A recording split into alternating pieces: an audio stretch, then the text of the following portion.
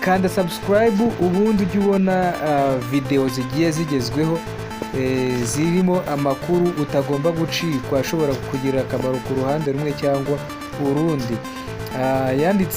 Yanditse filime y'uruhererekane yitwa A Working Man, ikaba inakinamo umusani nanone ukomeye witwa Jason Statham.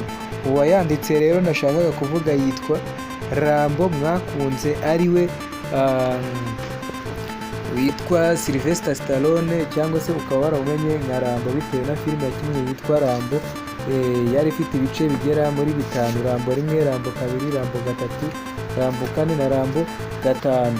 Ubwo rero iyo filime ivuga ku icuruzwa ry'abantu, izasohoka mu minsi iri imbere. Kanda subscribe ubundi dukomeze. Jason Statham yongeye gukorana na David Ayer uyobora The Beekeeper. The Beekeeper nayo ni filime yakinwe na Transporter cyangwa se Jason Statham, murayizi cyane. Mu gukina filime y'uruhererekane yitwa A Working Man, ikaba ivuga ku bikorwa by'icuruzwa ry'abantu.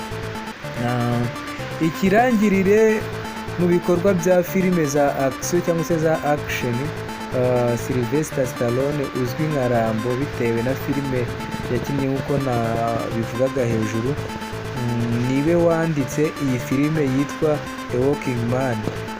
Ubusanzwe Stallone yari yaratangiye gukora uyu mushinga nk'ikiganiro cy'uruhererekane gishingiye ku gitabo cya Chuck Dixon cyasohotse mu mwaka w'2014 cyitwa Levon's Trade. Akaba ari igitabo cya Chuck Dixon. Akaba Sylvester Stallone yaratangiye kwandika filime ishingiye kuri iki gitabo cya Chuck Dixon. Muri iyi filime rero Statham akina yitwa Levon Code, umunyabukorikori usanzwe ukora imirimo itandukanye irimo kubaka. Gusa nyuma y'uyu mwuga usanzwe hari ubundi buzima bushingiye kuba yarigeze kuba umunyamwuga mu guhangana n'iterabwoba, aho yamenyekanye nk'umwe mu bafite ubumenyi bwo kwica butagereranywa.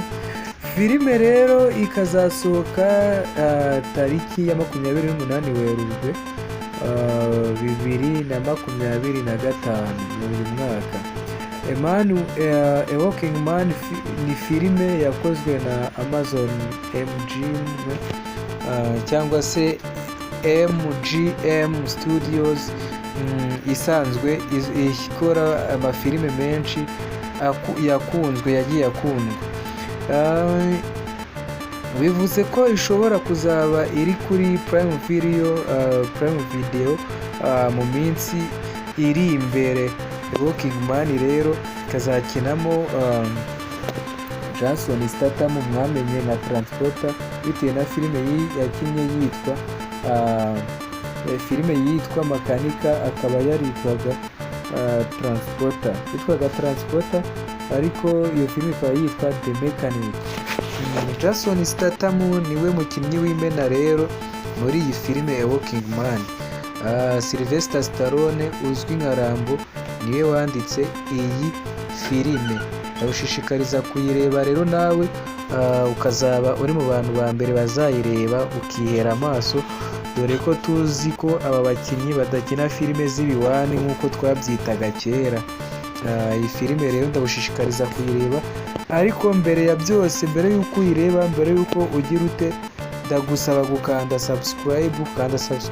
Ubundi tuzajye tubana umunsi ku munsi, kandi ukande na share, ukore share, usharinge no ku bandi babashe kuba babona iyi channel ibagezaho amakuru agiye ashyushye kandi atandukanye buri wese yakwifuza kumenya.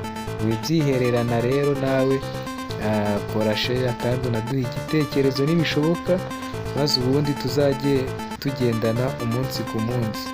Ndakubwira ngo rero komeza kugubwa neza, bye bye, ciao ciao.